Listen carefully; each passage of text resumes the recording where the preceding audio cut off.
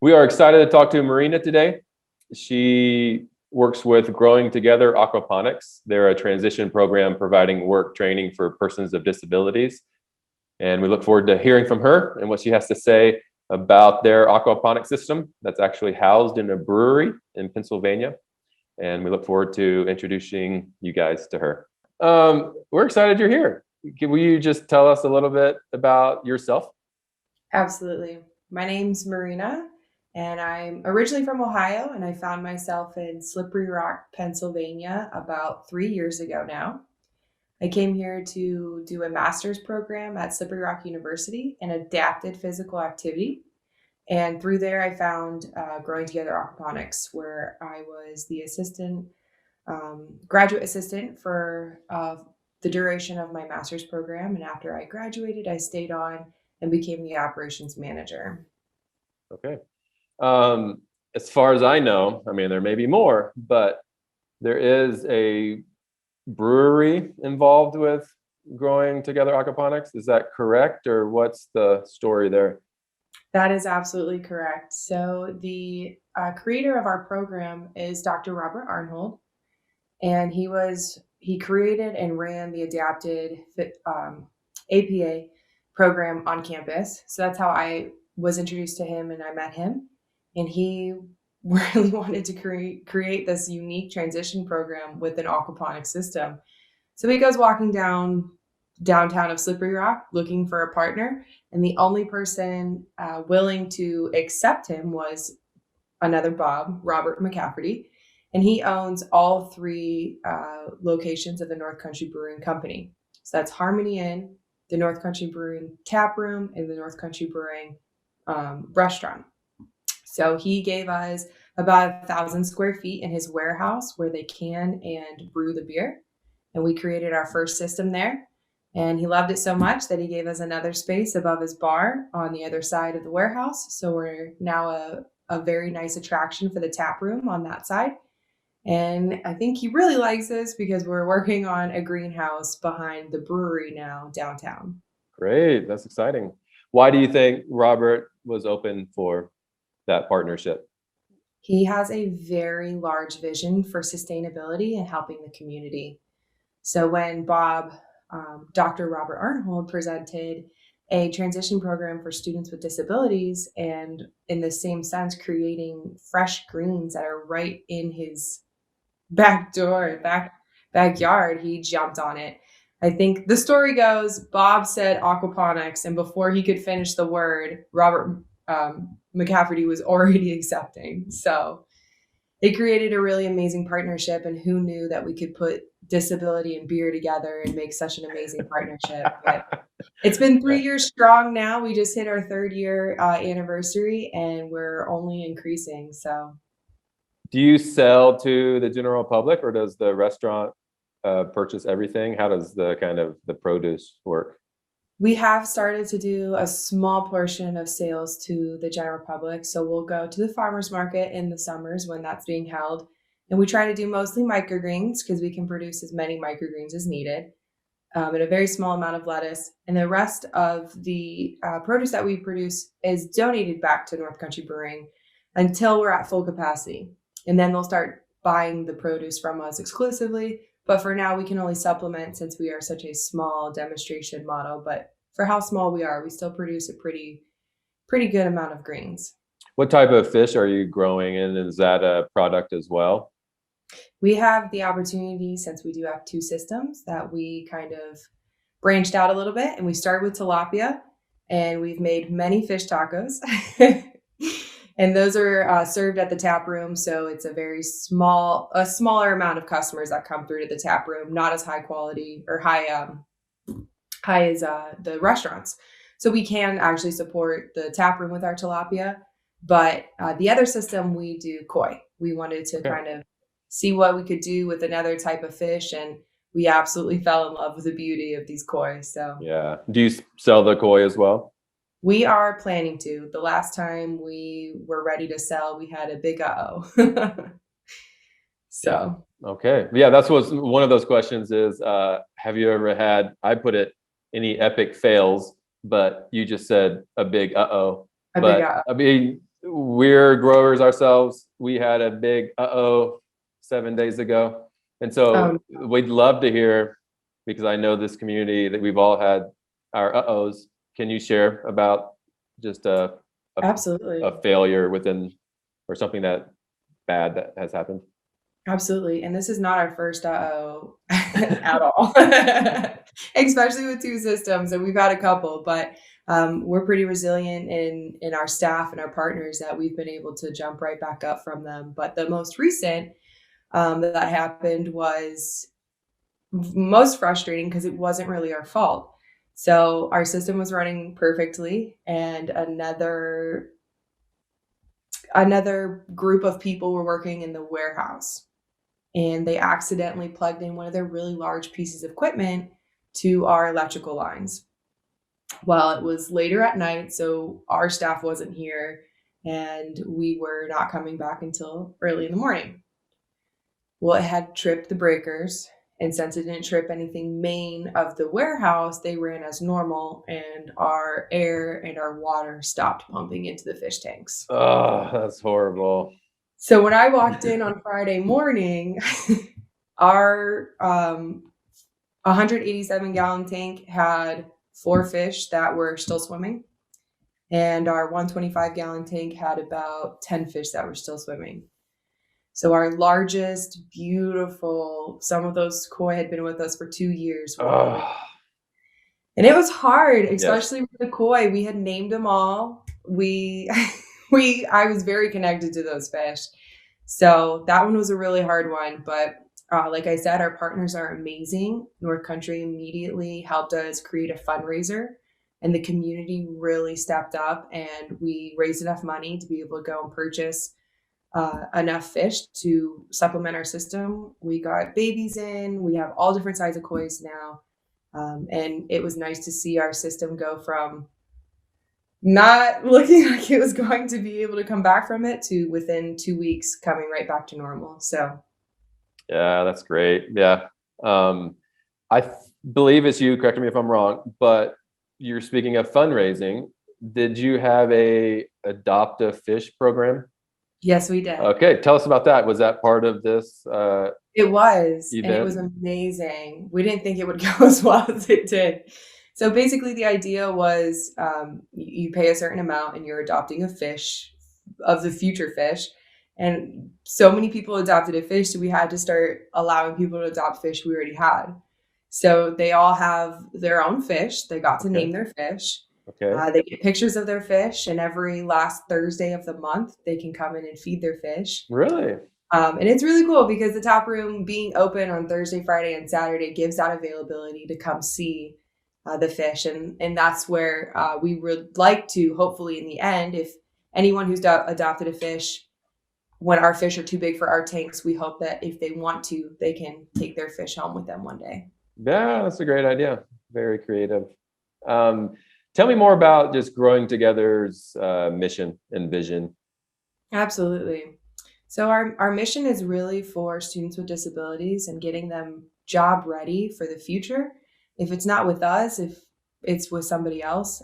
So we are a transition program that works on those transitions from either high school into the work field, or high school into college, or from college into the work field, or from college into continuing education.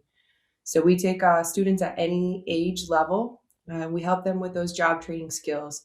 And in aquaponics, it's pretty unique. So we try to focus it towards restaurants. We help students get their Serve Safe certifications. And then our goal is to have full-time job opportunities for them with that greenhouse, and working all the way up from being an intern all the way to a paid employee. How do you feel aquaponics is just works with your vision? We couldn't have found a better grouping of disability and aquaponics. I mean, between the two, just having two integrated aquaculture and hydroponic systems, you have so many options for a student with a disability to find their area, to find something that they're interested in. Even no matter what their abilities are. So we've had a lot of students come through who are nonverbal, and they don't seem like they're enjoying something until we find that one certain thing. So our one student never made a noise until he got to harvest lettuce. And then he was all over the place, loved it. So we knew that every time that he was in the system, he harvested. And a lot of our students will tell me right away that the running water and just looking at the green plants, it calms them down. So mostly when we get students in at the high school level, whoever is sending them will tell us a little bit about their disability and their problem behaviors and things to watch out for. So in the beginning, I was a little nervous thinking like, man, we've got a lot of things that can go wrong here. But I was pleasantly surprised that no matter who came through our system, we didn't see problems. It's such a calming environment that we really see the most relaxed and like pure state of our students. And it's honestly amazing to watch. That's amazing. Yeah. What are some other favorite moments just with your students? So one of my most recent favorite moments is our brand new employee who, again, is nonverbal, and he uses a spell board to communicate. So even though he is nonverbal, he does have a way of communicating. So he is just a wealth of knowledge that you wouldn't expect. And coming through, he's just given me more insight into how he sees himself in the system and how our students see the system versus how I see it. So he has so many different sensory options in the system. He likes the sound of the running water, the sight of the green.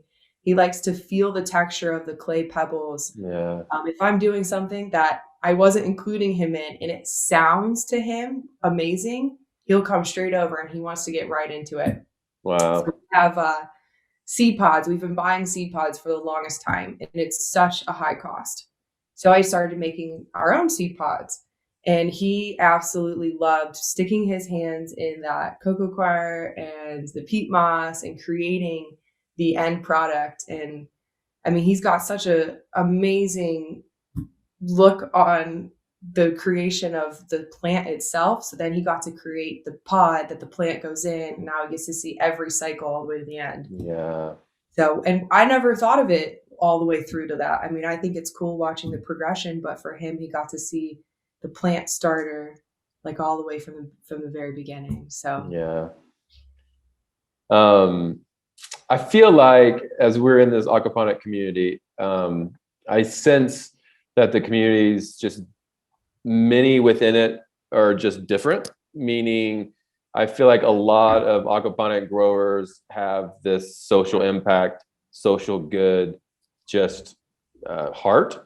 Because I see, people like you that are doing aquaponics with students of disabilities, and we see people doing aquaponics in inner city at-risk communities, and we've seen people doing aquaponics in mental health centers.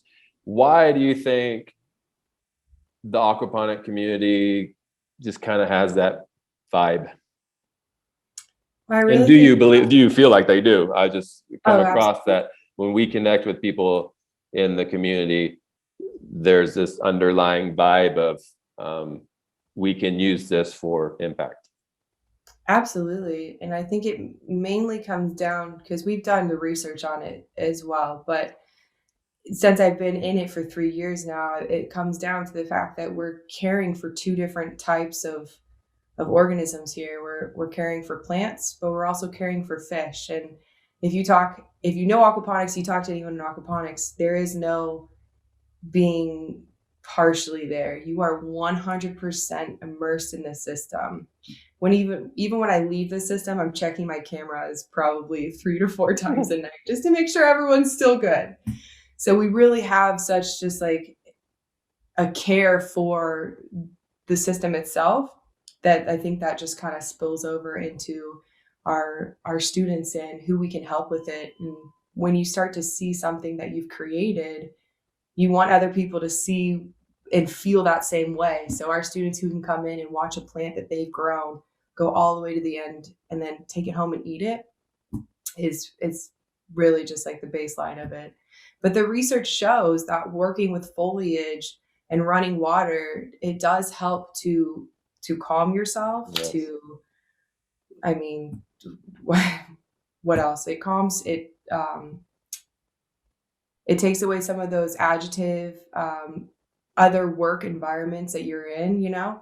So I've seen it all happen. And I know that a lot of aquaponics, like you said, are working with uh, underrated populations or in the inner cities giving it away, like their produce away to the fresh and healthy produce for people who can't get to those types of those produces or can't afford them. So What would be any advice you have just from your experience day to day working with students with disabilities, or someone either that is doing it already now or looking for the future?